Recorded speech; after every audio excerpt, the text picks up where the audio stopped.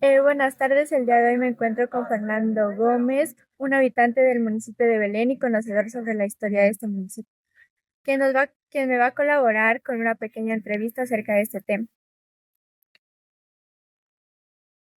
¿Cómo era la vida de los primeros habitantes o fundadores de Belén y qué legado dejaron a las generaciones pasadas? Bueno, para entender esto hay que saber que pues Belén Nariño y todo el territorio del norte de Nariño, con los tres volcanes que tenemos al fondo, fueron territorios indígenas. En ese sentido, hay un gran legado cultural que a pesar de la invasión española hacia 1535, se conservaron algunos legados. Por ejemplo, yo diría que todavía el campesino con conocimientos indígenas sigue estando, ¿no? Tradiciones culturales, por ejemplo, en cuestión de la voz más que el idioma o la lengua. Por ejemplo, todavía tenemos el quechua, que es Chichay, Chichuy, el Tatay, es algo muy cultural, muy nuestro, se sigue conservando, ¿no? Y en sí, la construcción cultural, todavía hay mingas, que es la ayuda, por ejemplo, de la comunidad para un beneficio común, ¿no?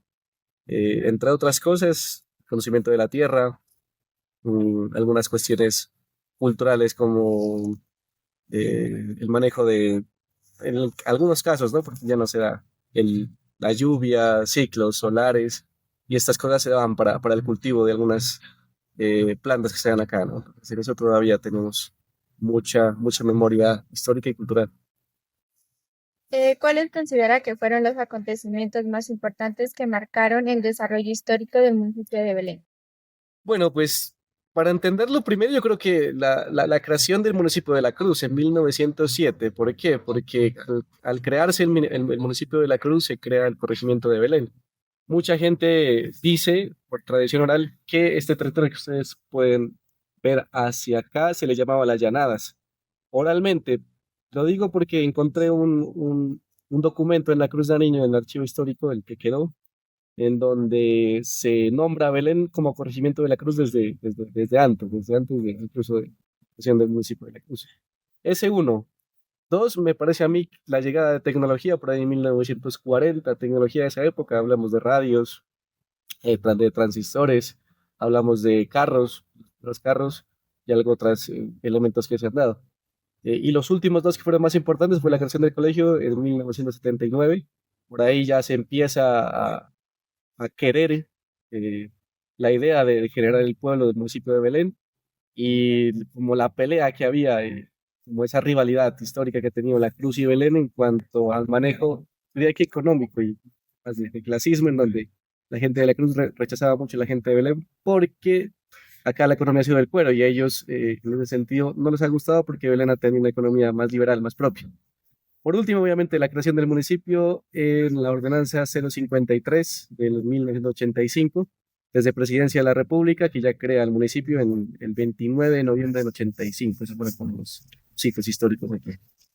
¿Qué tradiciones, costumbres o manifestaciones culturales se han conservado a lo largo de la historia del municipio de Belén? Hay varias. Yo diría que conectándola con la cuestión indígena, una fiesta que todavía se da del maíz, ¿no? Hay todavía gente que celebra en los alrededores, incluso en esta época, que es en junio, en la cuestión de que se celebra el Inti Raymi. En algunos espacios hay todavía campesinos, tal vez no se lo conoce como en ese sentido, pero todavía en la cosecha. A nivel cultural, creo que Belén tiene algo de particularidad, un patrimonio histórico local y departamental que se puede volver mundial, llamémoslo así. En este caso, por ejemplo, las celebraciones de diciembre son únicas y repetibles. La vaca loca, por ejemplo, son cosas que no se presentan en ningún escenario cercano, digámoslo así, aunque pues se dice que vienen del Ecuador, ¿cierto? Los santos inocentes sí es algo culturalmente me parece que es único en el mundo, donde se toman las tradiciones católicas religiosas, se mezcla un poco en el sentido de que en aquella época se iniciaban los periodos de lluvia, cuando todavía pues no había calentamiento o cambio climático, y se lo mezcla un poco con esta celebración. Y ya después, pues los carnavales de negros y blancos, que es más que todo pues en el sur de Nariño, y algunas otras actividades. Se acabó, por ejemplo, el Festival de la Ortiga, que aquí se daba mucho en el 80, en los 70 me comentaba mucho, Estoy en contra, muy en contra del Festival del Agua porque se desperdicia agua, más no se celebra en sí la cuestión del agua como algo vital que no se debe de desperdiciar. Y creo que hay varias más que en este momento pues, se me van.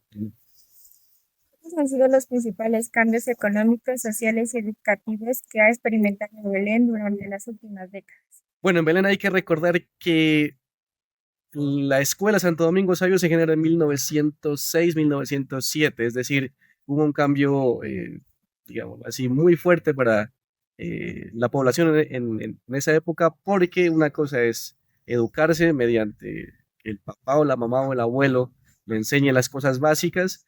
A veces algunos párrocos o gente que venía pues ayudaba un poco en este sentido, pero cuando llega ya la educación oficial en 1906, pues el impacto fue gigantesco, ¿no?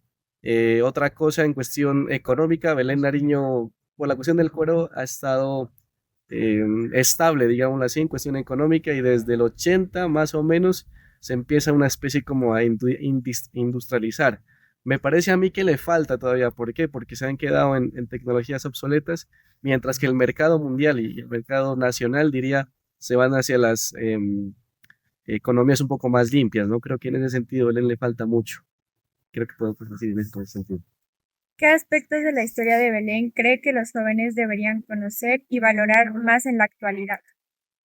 Bueno, para mí creo que se debe de tener en cuenta la creación del municipio, que es el 29 de noviembre de 85, es una fecha pues importante, ¿no? Para la nación y debería existir una especie de, más que reconocimiento de la alcaldía, que de todos los entes del gobierno y sobre todo en el colegio. La creación del colegio, ¿por qué? Tuve en 7 pensar bien, porque sin el colegio no existía el municipio. Me parece a mí que el colegio es como la chispa que hizo independizar al municipio, y de ahí todas las festividades que se conocen en cuestión de fechas históricas, se debería de dar una cátedra más amplia porque somos esa cosa diferente, somos algo que se llama mismidad. La mismidad es como algo muy propio y se debería seguir estimulando a la gente en cuestión, a los estudiantes, sobre todo en cuestión cultural y histórica, para que no abandonen esos legados que ha dejado la población, ¿no?